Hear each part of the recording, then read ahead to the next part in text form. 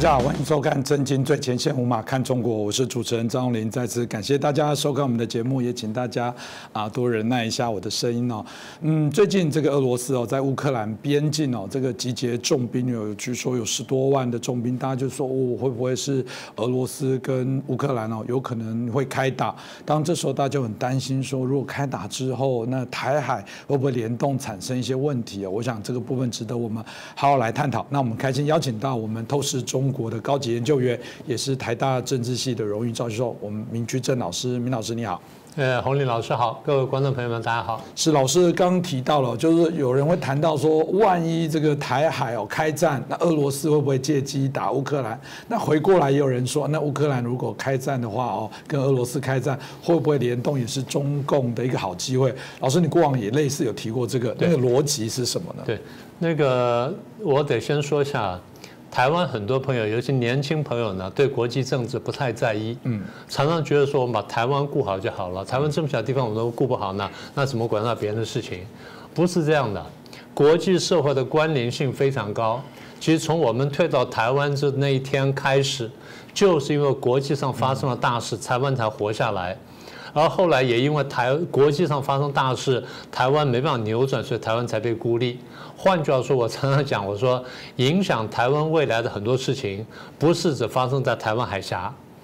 那第二呢，影响台湾的很多事情，常常是大国之间的互动，而这地方可能离台湾非常非常远。但第三呢，大国之间互动又不完全是针对台湾来，但他们会冲到台湾，所以这个就是很好的例子。原来我过去讲过嘛，在节目上我讲，我说那个我们要注意啦，中共可能最近会冒险啦，会有第4次台海危机啦。我说不一定会发生，几率非常低，但是呢，我们不能排除，我们要小心。那我过去我这样讲的，所以我一直跟大家讲说，几率非常低，几率非常低。大家可能注意到了，我最近说我说几率开始增加了。我不是说几率大到不得了，我说几率比过去大，过去是非常小，现在变大了。那么为什么变大呢？就主持人刚才讲的，因为俄罗斯呢出兵这个乌克兰东部，俄罗斯在6、7年前把这个克里米亚拿下来了，然后把黑海舰队黑海舰队司令部重新组建起来。所以俄罗斯念之在之，就是最后我怎么样把乌克兰整个再吃回来？因为对他来说，少了乌克兰呢，俄罗斯就不完整，就很难成为大国。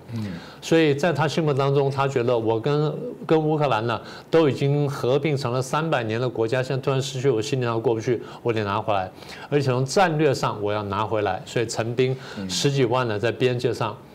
这件事情跟台湾原来一点关系都没有，但是战略态势使得2件事情相连。这话怎么说呢？中共原来是威胁台湾，他不一定能拿，然后他可能想，他一直在想，但他不一定能拿，因为他看见美国跟这日本的虎视眈眈看着他。但是当俄国在这个乌克兰那边要动手的时候，大家眼光就看那边去了，尤其是美国眼光容易看过去。当美国认为说乌克兰事情很重要，我去看乌克兰的时候，他可能就分心，就不太看到亚洲，不太看到台湾。所以中共觉得说，第一，这是他的机会；第二，如果真正俄国在乌克兰一出手的话，万一美国像没想清楚，他跑去大力干预了，那怎么办？是，那这边可能就疏忽了。有人说美国有能力打2场半战争，对，那是美国的国防底线，并不表示说美国时时刻刻能够打2场战争，或者想要打2场半战争，不是这样的。他是能不打就不打，但如果说俄罗斯那边爆发战争，他会看那边，看那边一失神的时候呢，可能这边中共出手了。而中国一出手，他把眼光转换的时候，俄国那边再进步，他眼光再转过去，所以这样导致这个结果，各位看我刚刚转来转去呢，就晓得了。这样子对美国来说呢，它变成顾此失彼，顾彼失此，然后左右难以兼顾。简单说，中共跟俄罗斯可能没有经过协调，也没有经过讨论，但是不知不觉做出了一个犄角之势。所以我从2边呢去威逼美国，我不是有意的，但是刚好呢，你在这个台湾海峡，然后我在乌克兰，我们不小心就摆出了犄角之势。所以对美国来说难以抉择，在这情况下，所以我才说，因为俄国打乌克兰机会增加了，所以中共打台湾机会增加了。但如果像我一开始反过来说，就是说，如果今天是变成是中共先打台湾，会不会也是苏联借这个机会，搞不好原来陈兵说我只是演习，趁这机会就跨过去了？应该这样说，当然有这机会。不过我如果要很准确的回答洪林兄的问题的话，我会这样讲。也是也不是，当然你觉得很奇怪，你刚刚不那样讲吗？为什么也是也不是呢？这话我得绕大一点来说。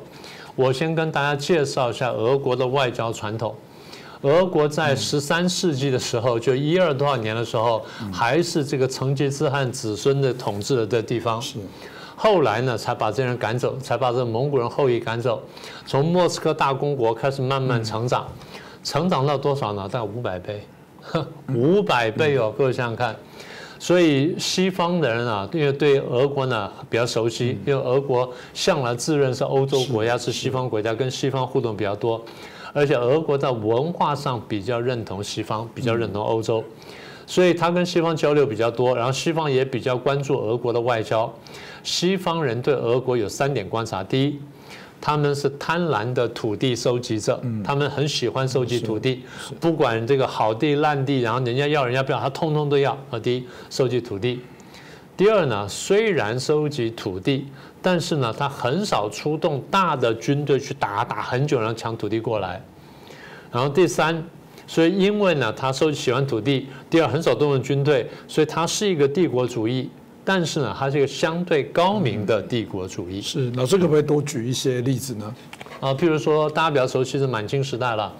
满清时代正好碰到沙皇俄国，也是后期的时候。大概最后的这个上百年的时间呢，俄国从中国呢，光是直接占领拿走的呢是100多万平方公里，161万平方公里。我很简单跟大家数一下：第一，爱魂条约，爱魂条约割让了黑龙江以北、外兴安岭以南大概60万平方公里，大概差不多15个台湾那么大。好，这第一个。第二，2年之后的北京条约，割让乌苏里江以东，包含库页岛在内，40万平方公里，这样就100万平方公里了。然后再来1864年，4年之后，看分西北界约，就新疆带的界约，我们又割掉了巴尔克什湖以东跟以南的44万平方公里，所以把一些零头加起来呢，大概161万平方公里，有些小零头我就没有说了。然后后来呢，在这个满清末年、民国时代呢，又策动外蒙古独立，又丢掉了170万平方公里，这样加起来差不多是330万平方公里。330万平方公里相当于大陆现在1/3，非常大，相当于当年满清全盛时候的1/4。大家一看就晓得了。但我再提醒大家啊，我们刚刚数了这么多，没有数到战争哦。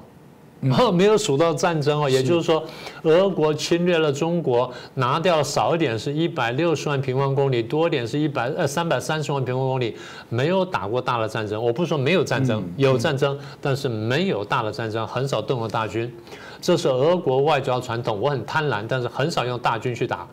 我动军队，但是军队动得非常巧妙，非常高明。这个蛮厉害，难怪老师刚刚前面说，第一个贪婪的土地收集者这么多，再来是高明的帝国主义。高明，他不用出一兵一卒，不用出动单征，他就可以收刮这么多土地。老师，那到底靠什么方法？这个好像诈骗的始祖。这个讲得非常好，就是这2个字，诈骗。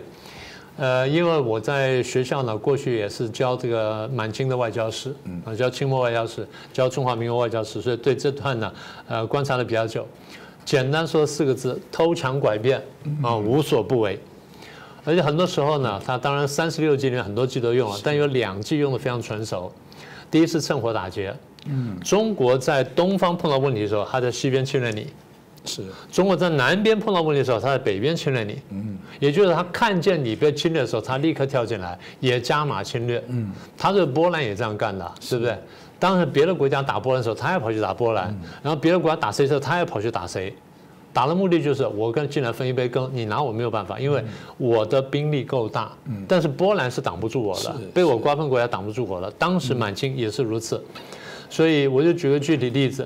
英法联军呢，当时要来打中国，巡训中国，然后呢，中国非常紧张，满清就要去应付了。俄国就派了使臣来跟满清讲说，哎，我英法很坏，我跟他们在西方打过很多交道，我很清楚，这样子，我来帮你忙，但是呢，你要给我什么好处？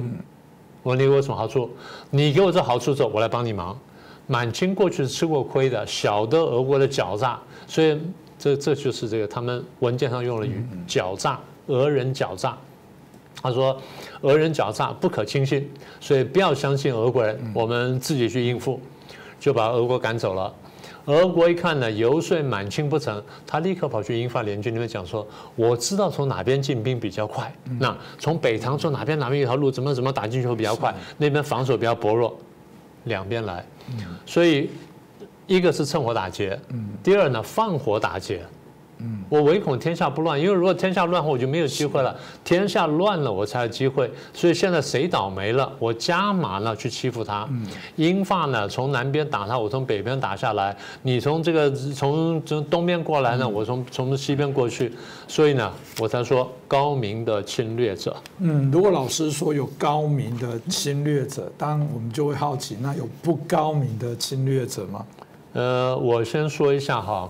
如果今天俄国球队跟日本球队比赛，你觉得中国球迷会帮哪一边加油？应该帮俄国，帮俄国多一点，对不对？就会多一点。不会有多少中国人或自认是中国人的人帮日本队加油，是不是这样？是。如果有自认是中国人的人，或者被人认为是中国人的人帮日本队加油，大家会骂他汉奸，是不是这样的？是。但是帮俄国加油呢，不太有人骂他是汉奸，是不是这样？是。我再说一次哈。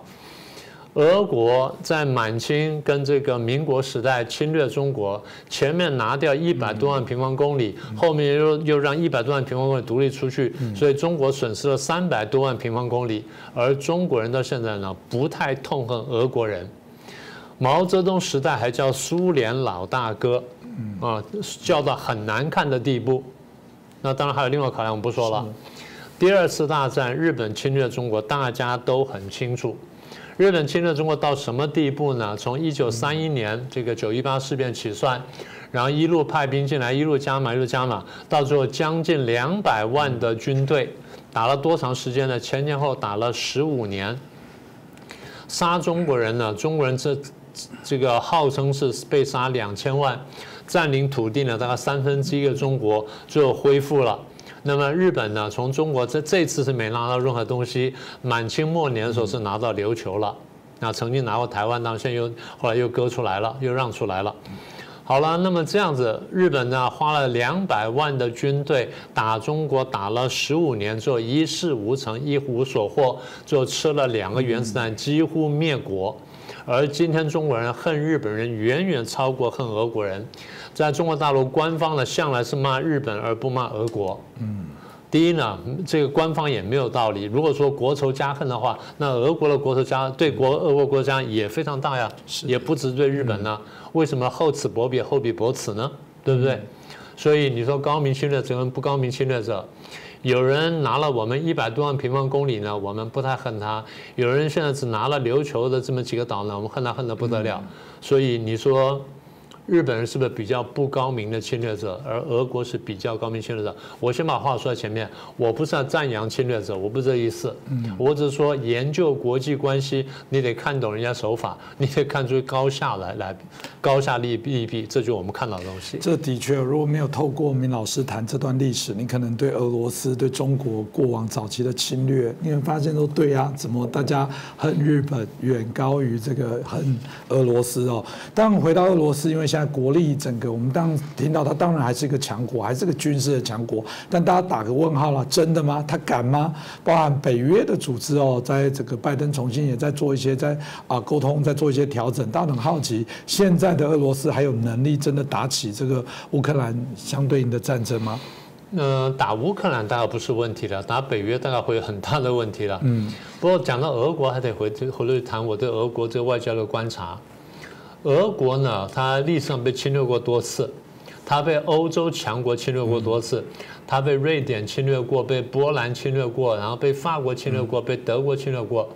所以呢，俄国虽然经常去压迫欧洲，但俄国是怕欧洲的。是哦，大家得记住这一点。所以欧洲每一次出强国的时候，俄国就问：上次大战的时候打俄国的时候你在哪里？你在干什么？是啊，我们就注意到二战之后呢，当时不是东西德分裂了吗？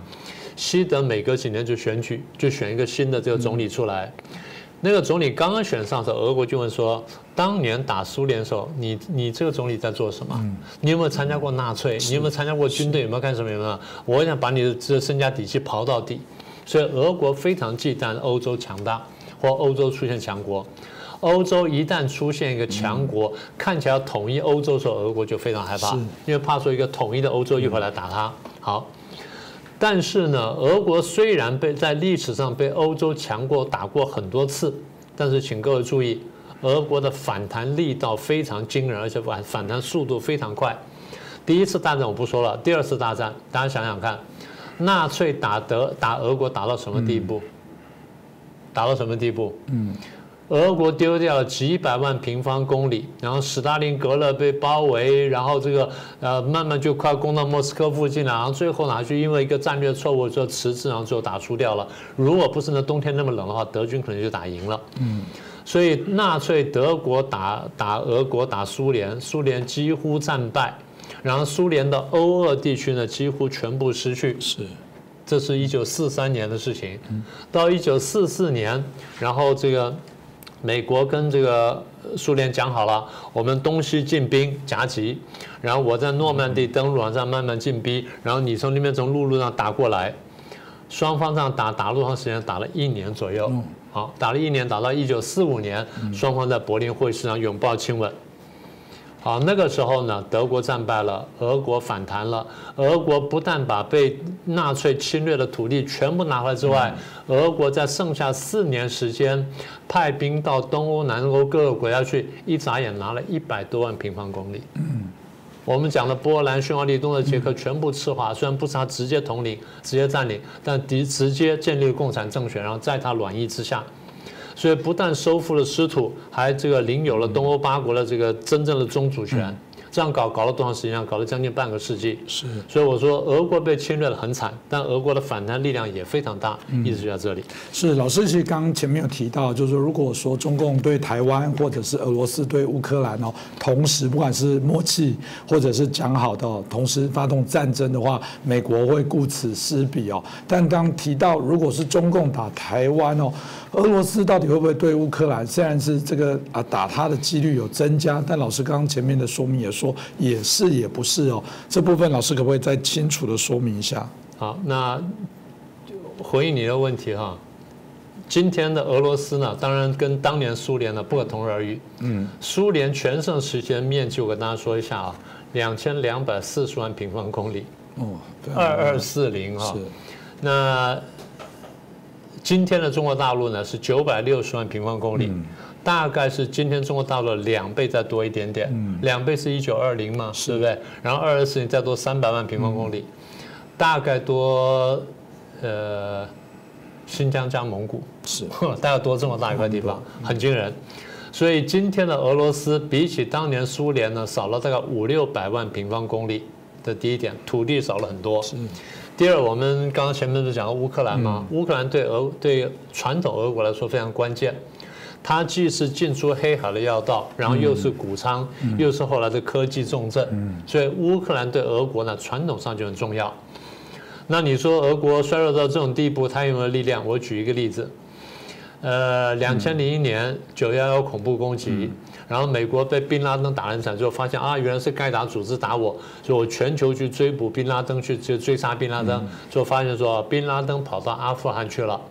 所以美国说就问罪阿富汗说你怎么把宾拉登藏起来了？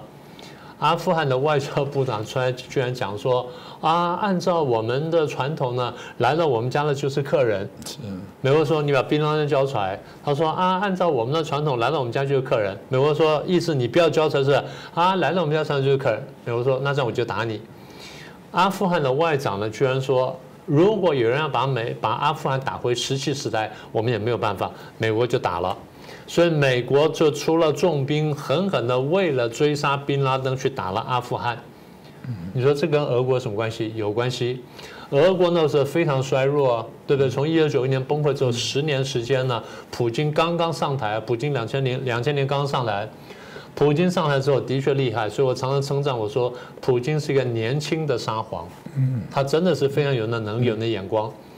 他的国力远远不够，我刚还没数完。第一，它的面积呢丢掉了500-600万平方公里，人口少多少呢？少了一半。俄国人口最高时候将近3亿，现在剩下1亿多，大概跟今天的巴基斯坦差不多，它的人口，所以标准一个地广人稀的国家。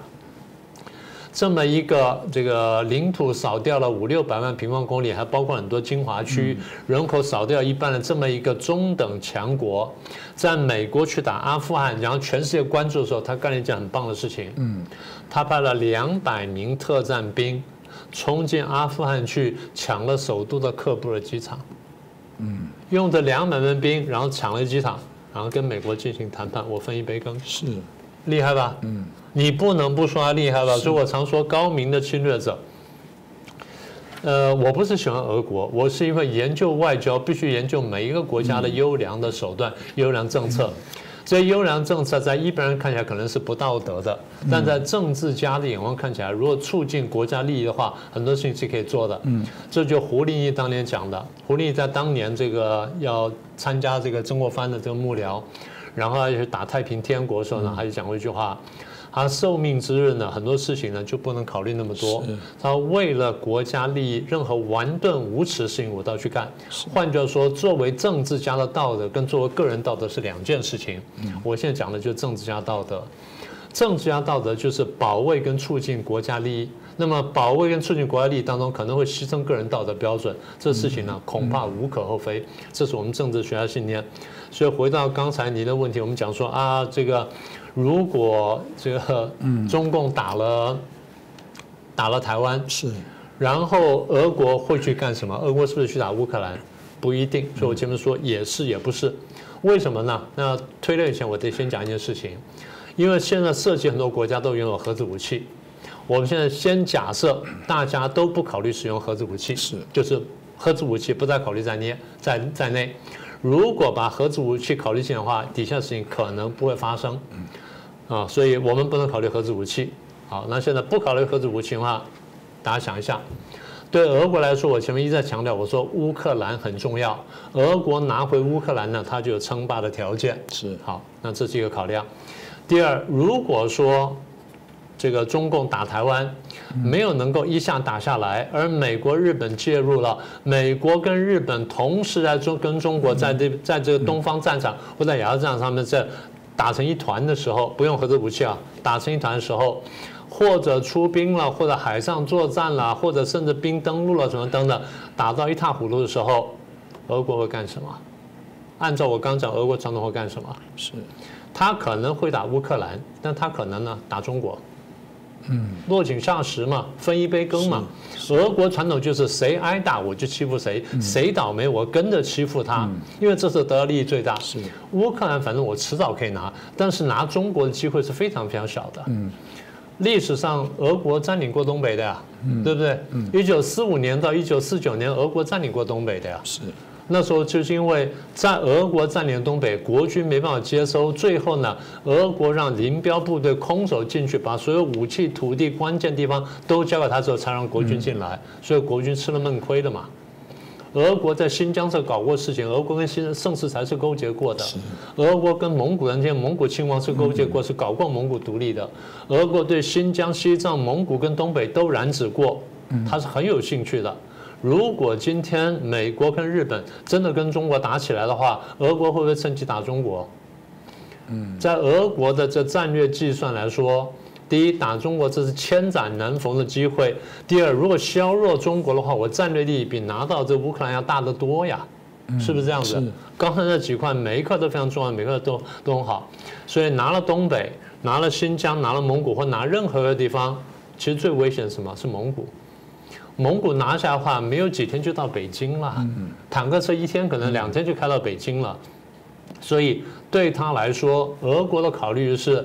我是要拿乌克兰，然后打乌克兰还打中国，到时候我再看。反正我一部分军队呢摆在乌克兰边界，摆出个态势，让你们也不敢动我。这边我认真看亚洲态势，如果亚洲态势我一下打下来，中共腹背受敌。中共一旦削弱的话，对我俄国来说呢，是1000年来的大好战略机会。我真的等了1000年才等到，所以这绝对是大好机会。所以大家想想说，是不是有趣的分析？这样讲很难以想象啦，因为我们想象共产党都是同样信仰跟价值，应该是好朋友，应该是会一起来推展这个共产党在全世界赤化，就没有其实窝里反还蛮快。老师这样讲很难想象苏联镇压过东德，苏联镇压过波兰，苏联镇压过捷克什么叫好朋友？中共打过这个越南，这都是共产主义国家。然后呢，当年苏联跟中共还打过仗，所以你说共产主义国家是好朋友？不是，都是计算国家利益。所以我很同意刚刚讲法对，刚刚的分析呢是难以想象，我完全同意。但是站在一个帮国家去考虑事情的人来说，我们常讲说谋国者必须料敌从宽。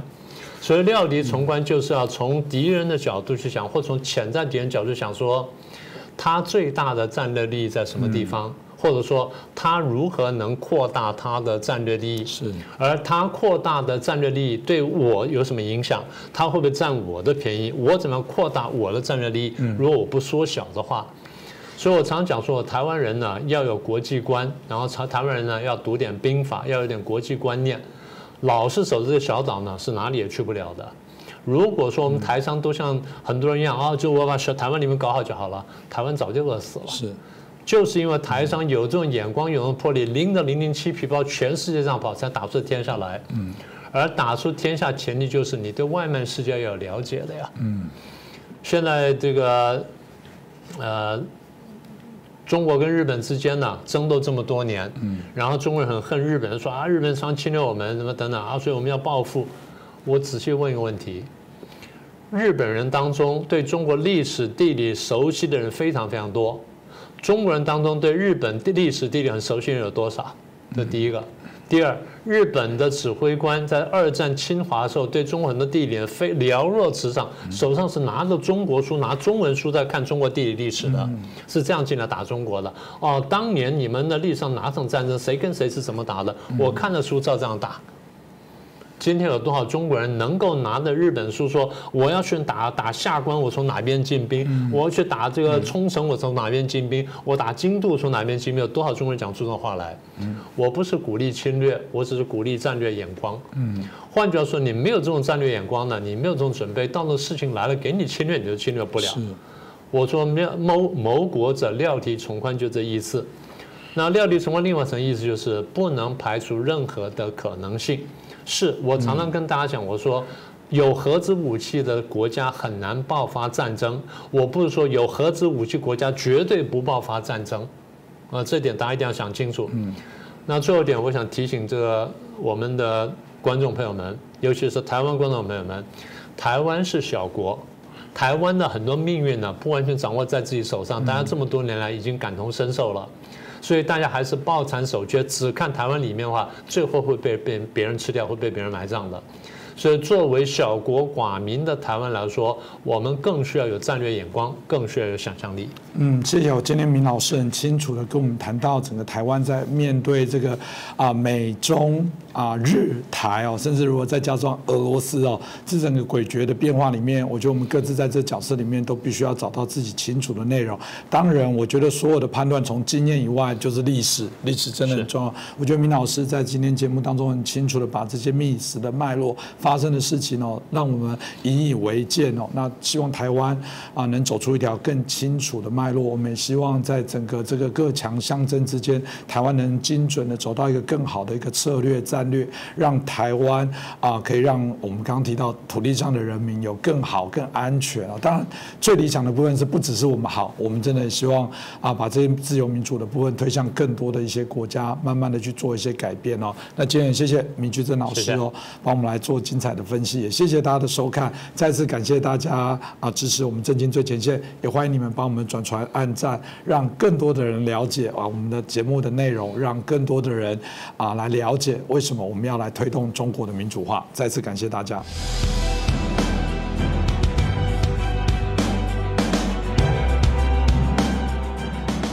大家好，欢迎收看《震惊最前线》，无马看中国，我是主持人张宏林。再一次感谢大家收看我们的节目，我们节目常收到大家许多的留言哦，当然也感谢大家按赞分享哦，让我们的节目有更多的人收看到。那当然大家也列了许多的一些题目内容方向的一些建议，我想我们都有收到，我们也会尽快的去做一些会诊哦，不管是回答网友的提问，或者是大家希望我们在访问的这些来宾或做的一些题目，我们尽量会满足大家，让大家可以在我们这平台上来，可以做更多的讨论。当我们过去在节目也提到说，我们当然是希望我们是在以台湾立足在台湾，然后对于所谓的中国相关的一些议题，希望做一个最全面的一些播放。但我们也自诩自己是华人，在评论中国议题是最棒的一个节目。那这需要大家持续给我们做一些鞭策哦。那整个这个拜登从1月就任之后，我们看起来这个美国对中国的这些关系并没有见到趋缓，可在军事上许多的一些角力似乎却没有停过。那有人就预测说，这很危险哦，因为中国对于台湾的角色来说，他们觉得这个是没有办法去退让的红线。那他们认为说，这个势必把台湾的议题作为习近平重要的一些政策，有人就会提醒说，这有可能台海就会是一个爆发战争的热点。甚至有人预测，一旦发生了战争哇，这可能会引发所谓的第3次的世界大战。我们今天很开心邀请到旅美学家刘仲敬跟我们连线每次他的评论都引起许多的民众的喜欢，因为毕竟也是常常这个非常道道地地，然后非常的精准的针对许多的议题都能一语道破。那我们很开心欢迎我们的刘仲敬阿姨，阿姨你好。大家好。我们看到台湾海峡，大概真的是我有记忆以来这个各国航舰非常多这个通过，那更不用讲攻击的扰台也是前所未有的频繁哦。你怎么看待呢？真的有可能像大家所说的，这地方有可能引发严重的冲突，甚至会导致所谓的第3次世界大战吗？应该是这样，因为中国跟世界的关系本来就是建立在类似美国独立战争时期奴隶制问题上的拖延和误解的基础之上的。当初是期待随着时间推移，沿线的矛盾可以不渐趋化解，等到下一代或者下2代，原来的矛盾可能会转移，但实际情况恰好相反，原来较小的矛盾经过时间积累后，渐渐变成了较大的矛盾，更多的利益捆绑使矛盾变得无法解决了。按照历史先例，无法解决的利益冲突，最终是依靠战争来解决的。没有退路的结果就是最终要依靠战争来摊牌。军事上的炫耀和骄傲呢，实际上是指望不战而屈人之兵，但是反过来也说明，在同一个体系，就是继承事实造成的同一个体系，在双方不同的认知结构当中做了不同的理解以后，本身就会构成进一步升级，最终无法解决只能冲突的原因。这个认知结构升级是什么？就是中国改革开放的基本前提就是富国强兵。为了解决暂时的困难，韬光养晦，吸引西方的技术和资金来解决暂时的困难，最终是服务于大国崛起的目的。从这个角度来讲，邓小平的韬光养晦和习近平的大国崛起没有本质上的矛盾，这是同一个战略的2个时间段的不同组成部分，而后一个部分本身就是前一个部分合乎逻辑的结果，而且是前者的根本目的。所以资源积累到一定程度以后，就得服务于原有的目的。原有的目的就是假定中国过去的问题是不够富强，现在已经足够富强了，问题应该解决了。如果不能解决的话，那么积累起来的富强就要付诸使用。那么，但是西方的意见就是这个样子，就是苏联和中国从苏联集团分裂出来以后，被视为一个可以改造好的小学生，通过善意的接触和适当的援助，一方面发挥了协助西方克制苏联的战略目的，另一方面在接触到更好的榜样和更好的生活方式以后，朝野双方，中国共产党和中国人民都将意识到他们有比苏联更好的道路要走，因此可以比苏联更加顺利地转型到西方的轨道上来。当然，这个想法跟中国朝野对改革开放的看法是截然不同的。结果，西方对中国的资金和技术输出造就了现在的中国，但是造成的结果。是双方都对对方极其不满意。中国期望中国在摆脱贫弱进入富强以后，西方对中国的和平演变要求会渐渐趋缓，中国将会根据自己实力重写国际秩序，包括实现，促使共产党作为一个外来马列主义政权转型为一个合法的中国王朝的必要组成部分，就是统一中国。按照这种解释，就是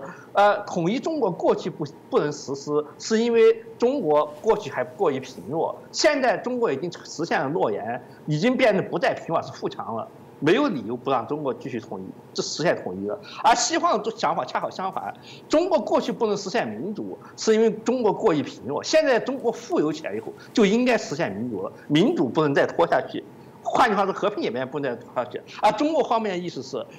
我们互相起来以后，不是和平演变不能再拖下去，而是统一不能再拖下去。而实现统一需要强有力的领导，反过来证明共产党绝不能放弃政权。双方对同一个历史进程做恰好相反的解读，任何一方放弃自己原有的解读，都会危及自身体系的完整性，会导致不仅是具体的问题，而是自身所企图建立这整个国际体系的崩溃。所以双方都必须坚持自己的合法性，而要论证自己合法性，首先是展示力量进行威吓，展示力量发现达不到目的以后，就必须逐步升级到最终程度，最终还是必须通过实力较量来解决问题，证明有一方对世界的解释是错误的，而这样的证明。恐怕只有一方的军事力量遭到摧毁以后才能实现。是，刚刚听到这个我们阿姨有所谈到的部分，大家可以清楚的提到，那就是我们所看到这个，当然啦，这个是我们内部台湾也有这样的一些问题哦。有时候我们都会觉得在这些政党里面，在角色上的部分，对于这个敌我的部分，是不是可以更明确来做一些相对应的一些界定呢？我甚至曾经问过一些独派的一些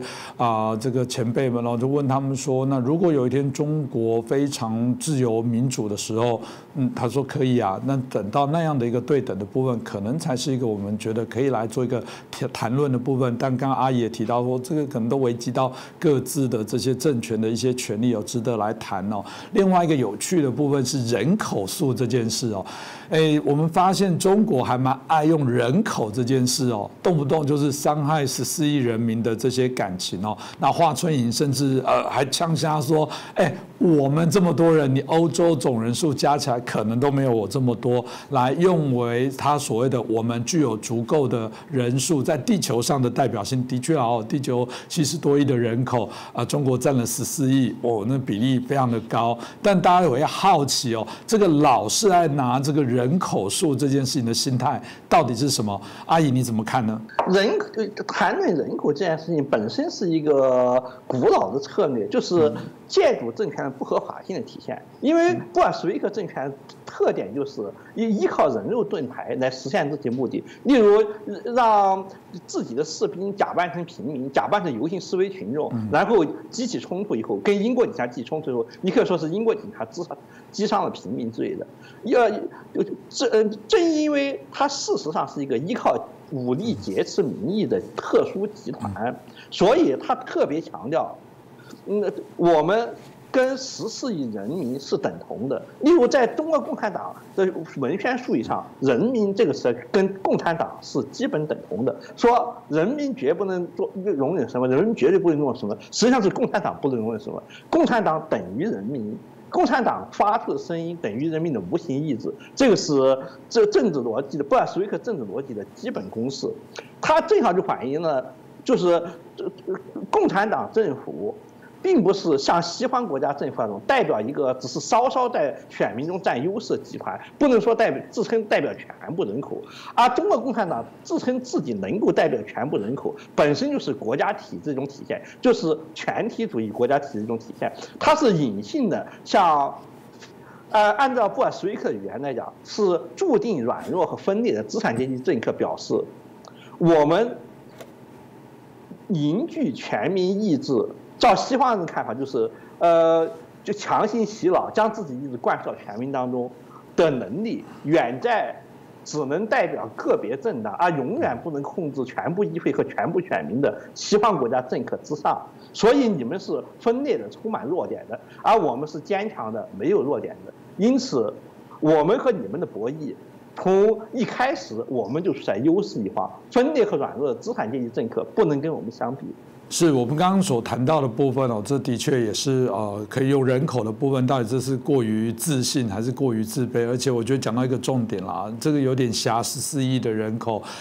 老实讲，14亿的人都支持共产党，真的是如此吗？我觉得这值得来做一些挑战哦。但人多还是有人多的好事哦。那个为什么呢？我们看到最近哦，因为我们美国海军驱逐舰哦，他们有一张这个指挥官翘脚在看辽宁号航母的时候，就当然引起大家的一些讨论啊，有人说哇，这个美军故意有点挑衅。当然，我相信啊，引起这个中国境内中共一定大肆挑起民族主义。他们也许内心知道说，对美国，你可能现在暂时在某些海上的军力比我强，但是我们像下饺子一样在下这些我们的舰艇，未来我们早晚会超过你。而且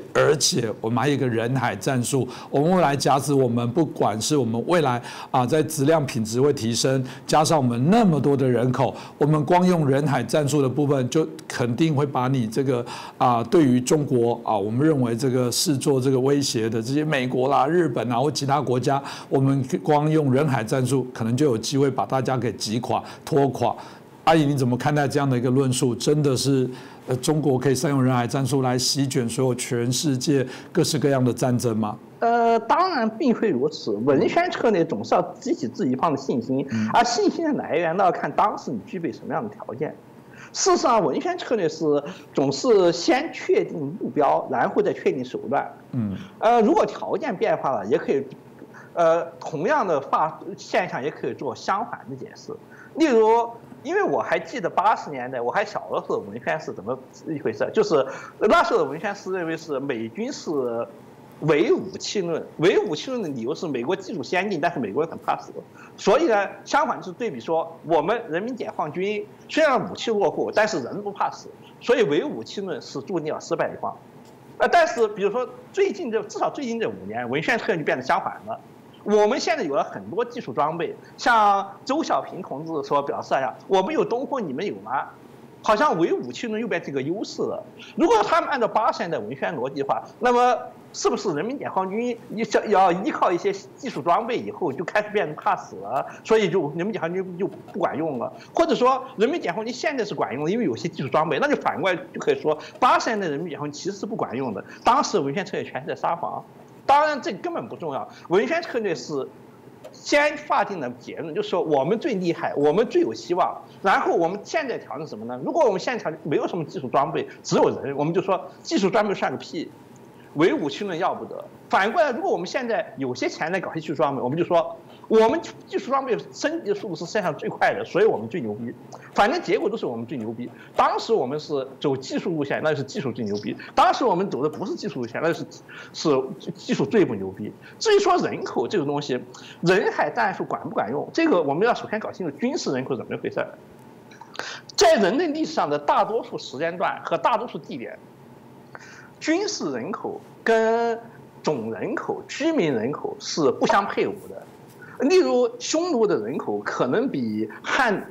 西汉的人口要少得多，但是说到军事人口的话，两国可能相差不大，甚至可能匈奴还更占优势些。因为匈奴平时的游牧骑士是随时可以转变为战士的，而西汉方面的农耕居民大部分不能转变为战士。所谓的人口管用的这个时代，大体上来讲，顶多按照最宽泛意义上解释，就是只能适用于拿破仑战争到2战这段时间内，因为拿破仑战争以前的战争是封建骑士的战争，是过专门训练的贵族骑士战争，普通人并不参战，人口多少并不管用，要看是能打的贵族骑士有多少。而在这一段拿破仑实行全民动员的战争以后，直到第一次世界大战和第二次世界大战全部动员的战争，就是等于是举国男性人口都上战场，后方只有老弱病残和妇女。妇女之所以工作，就是因为男人全去了前线。在这种情况下，国家的人口基数代表了能够动员的士兵人数，是件相当重要的事情。但是这个也是有前提的，前提就是，大部分人口具有义务教育所建立起来这种最起码是初中毕业生水平的，可以做初等劳工和基本士兵那种文化水平，一动员起来，最起码可以做一个合格士兵。有很多地方就不符合这个标准，例如国民政府，重庆国民政府领导下的中华民国，虽然有4亿人口，但是它有大量的人口实际上不能胜任普通士兵的操作，因此不能直接转回战斗力。而日本的人口虽然少得多，能够动员出来合格战士却要多得多。但是在欧洲，在基本的国民教育已经普及的情况之下，确实是像俄罗斯、苏联这样能够大量动员人口的国家，就相对于法国和德国这样能够动员人口较少的国家，就出现了很大的优势。最后权力转移到美国和俄国手里面，英法德和欧洲国家的没落跟这一点跟这种战争方式是颇有关系的。但是这一点跟就是中国共产党宣传和被宣传人海战士又是两码事。因为中国共产党跟国民党领导下的国民政府一样，它的大部分人口不具备普通士兵的素质，所以人海战术经常是指的是没有军事用途的人质战术。例如传说中孟良崮共军利用妇女儿童当人肉盾牌，或者在朝鲜战争中利用，或者是在淮海战役中利用大量没有技术能力、士兵技术能力的农民工上前线，仅仅是为了消耗敌兵的炮火。这种做法也是被称之为是人海战术，但是它跟德国和苏联那种全民动员的人海战术不是一个意思。它没有足够军事素质，动员的人只是消耗敌军弹药炮火而用。那么这第二种意义上的人海战术，通常带有道德上贬斥意义，意味着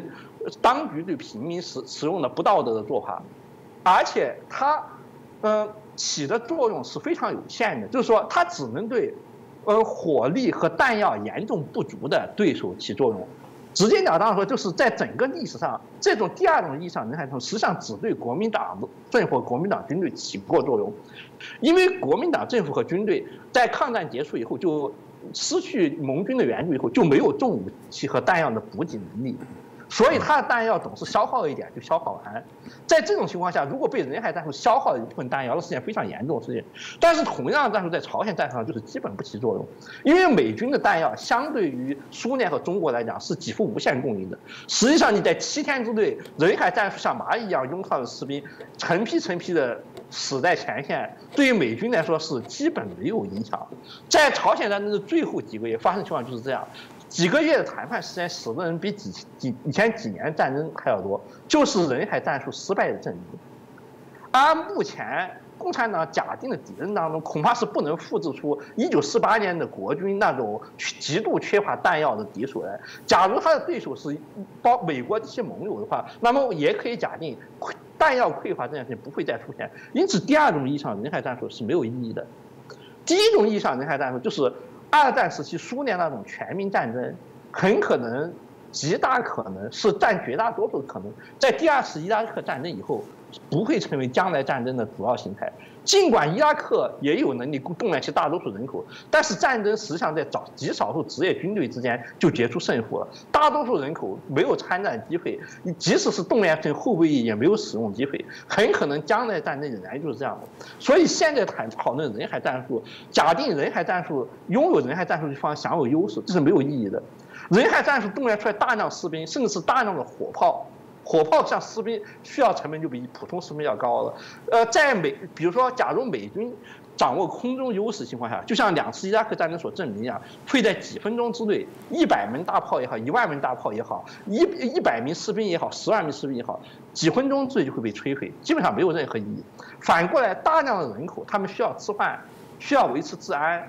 反而会很容易变成统治的负担。这种情况像在明清战争的时候就已经出现，人口较多的地方非但不能动员他的人口为军队，反而因为为了养活这些人口和统治这些人口，要承担大部分的治安负担，而人口较少的地方反而负担较轻，处于相对的优势。我认为未来情况基本上是后面一种情况，但是沿袭朝鲜战争时期留下来的人多就是力量这种错误的印象，在宣传上可以发挥一点点作用，所以它就暂时被中国方面沿用下来了。是，刚刚听到阿姨所提到的部分，我刚刚脑中也一直在想一些内容了。当然，第一个，我觉得现在战争形态的确都不大一样。我们过去在其他节目很多来宾也提到，包含飞弹、导弹，哇，这太空军备的竞赛都超乎想象。这显然已经不是用人，而是用科技、用其他方式在决战于我们的这个战场哦。另外，我必须要说，这个如果一个国家说我人很多，然后把人民这个策略是把它推到前线去接子弹、去挨子弹、去减少对方的弹药。我认为这样的政府基本上也不是一个非常仁慈的政府。当不是一个仁慈的政府，当你对民众视如粪土，我觉得你根本不是正义之师。你真的打起仗来，有多少的民众真的愿意为你去挡子弹？你的政权真的足以让你的民众，你过去所作所为，让你的民众觉得我要来为中国共产党来挡这颗子弹吗？我觉得大家值得去做好好的反思了哦。那当然了，另外虽然是这样讲哦，我们看到现在整个美中的关系，特别其中一项就是经贸啊。过去许多欧美哦对于中国的脱钩，或者是对于中国有点忌讳，主要的原因也来自于许多的一些经济，毕竟是世界第2大的经济体，大家都要去那边做生意嘛。那怎么办呢？要去卖给14亿的，这时候的人口还真的有用哦。那这时候我们就产生包括美国，他们也开始从这个原来号称世界工厂的中国，想把一些制成的部分想把它移走。台湾更是更早就有内部这样子，希望新南向，希望去分散这些风险哦。但毕竟哦，尤其特别两岸在所谓的我们刚刚提到的很多语言的共通哦，不会言，我们受到所谓的假讯息，受到所谓的文化相关的传播影响更大，导致我们看到经济是很难来做脱钩。那特别一个指标像是艺人哦，那前阵子最新的新疆棉的事件哦，很多台湾的艺人也纷纷表态要赶快支持新疆棉，不然工作会没着落，就不被发通告等等哦。这实在是一个非常麻烦的问题，所以非常难脱钩。可是这个事情一旦随着美中台三方，特别是我们谈到的这个中国跟台湾不断的加剧在拉拔的时候，阿姨，你预测如果这样子加速下去，会发生什么样的一个状况跟现象呢？我想就是首先我们要注意中美台经济关系实际上是这样的，就是代工经济首先是亚洲四小龙在冷战时期参与帝国秩序的一部分，他们从美国得到的代工和进入美国市场是一个政治安排，而不是单纯的经济发展的需要。然后等到产业升级到一定地步的时候，你自己再要进一步升级，就需要进行把自己原有的代工产业外包出去，然后踩着新代工者的肩膀，把自己的产业升级。中国就是在这个时候，在后冷战时期进入冷战经济学的四小龙代工产业的代工接替者的地位的。换句话说，台湾的产业升级和中国对美国市场的开拓，实际上是冷战时期亚洲四小，包括台湾在内的亚洲四小龙代工经济的扩展和深化。因此，这一个角落的经济循环，就是美国市场、台湾中间者和中国工厂的三角关系，实际上是一个整体的经济循环，只是由于统计方法的缘故，才被分别算成了3个部分。换句话说，台湾对中国的大量的出口顺差和中国对美国的大量的出口顺差其实是一回事儿。实际上是台湾通过把中国劳动力当作自己劳动力来服务，以在中国进行生产出来的产品出口到美国，来实现了台湾的经济循环，维持了台湾在冷战时期形成的以美元为中心的出口导向性经济。而这个出口导向性经济是台湾能够由传统的农业地区迅速升级为工业化和城市化的国家的关键所在。台湾经济是以美元为中心的，这个模式输出到中国，导致了依附于美元的人民币和以追求外汇目的的中国出口导向性经济。但由于中国经济技术底子甚差，所以我们查看一下中国、台湾、美国的三角贸易的基本盘，就会发现台湾主要是将技术输出到中国，然后利用中国劳动力，形成了国际分工的产品集群以后，然后用这些产品集群来满足美国消费市场的需要。这样形成的一个经济结构，双方的相互依赖性是非常大的。这一点才是台湾跟中国难以脱钩的根本原因。政治上的独统之争还是表面现象，因为这一点就是对美元的依赖，以及台湾的整个产业和国民消费对美元的高度依赖，是台湾作为现代化社会的根本所在，不是蓝党或者是绿党猛离荒社会的特点，也不是国民党没落以后就能够轻易改变的。台湾永远是处在美元交合的状态，而他对美元的需要，也就决定了他对中国廉价劳动力的需要。而中国呢，经济上比台湾要原始多，它的所有技术装备都是都建立在外汇基础上，所以它比台湾更加严重的处在更加严重的美元饥渴状态。中国要维持对美的出口顺差，那么就要扩大对台湾技术的进口，这两者是无法分割的。所以从比较狭窄的范围内，中国想要削减台湾的贸易顺差是不可能的，除非他不想要美元的。但是反过来，台湾要从中国脱钩，虽然是可以的，就是说把代工产业转移到东南亚和印度等地方去，用这些地方代替中国作为自己的廉价劳动力的来源，同时维持自己和美国市场的关系，虽然是可以的，但是分散的展开的话，需要的时间可能要有1代人之久。而在这1代人之内，中国代工产业的经济结构未必能够支持那么久。简单的说，因为中国代工产业是一个依靠70、80年代剩余劳动力的现象，就是说厂位在深圳满街走那个特殊时代产物，随着计划生育的推行，已经难以为继。中国的劳动密集型产业是一个依靠50岁农民工勉强支持的产业，它想要维持到下一代几乎是不可能的。在难以维持的这个关键时刻，中国的外汇供应也就是说，换句话说，就是台湾的对华出口顺差和由此间接获得的美元收入都会面临严重的危机。中国解决这个危机手段必然是集中外汇，保障跟国家安全有关系的极少数外汇项目，而放弃其他项目。仅仅是这个企图就可以导致代工产业链巨大震荡。因此，就台湾情况，因为台湾情况跟美国不一样，就台湾情况来讲，可能台湾分散产业到印度和东南亚的速度还赶不上中国为了应付人口老化和国际产业结构的变化。例如，典型的做法就是一带一路，从非洲或者是其他地方伊朗进口石油，从几内亚进口铁矿，建立一个中国资本控制的新产业链来替代依附美国产业链，这个过程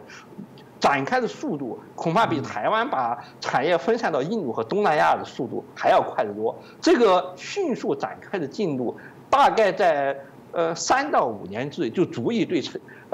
比较集中而孤立的台湾产业形成巨大的冲击了。冲击速度之快，快到新南向政策形成的反冲来不及起作用的地步。是我讲听过这个刘仲敬阿姨的一个分析哦，大家也可以针对这些议题哦，我觉得给大家一个观点可以了解一下。这个我想也是持续哦，我们在节目当中都可以来跟大家报道追踪的一些议题哦。那今天谢谢我们旅美作家刘仲敬阿姨哦带来这么精辟的分析哦。刚刚说了，每次听大家争辩时事哦都非常的过瘾哦。那再次感谢阿姨接受我们的邀请。那我们也希望大家喜欢我们的节目的话，喜欢阿姨的评论的话，帮我们转传分享，也留言哦让我们知道还有哪些我们可以再改进。当然如果有很好的部分内容哦，也欢迎帮我们转传，也帮我们鼓励一下。再次感谢阿姨，感谢，谢谢大家。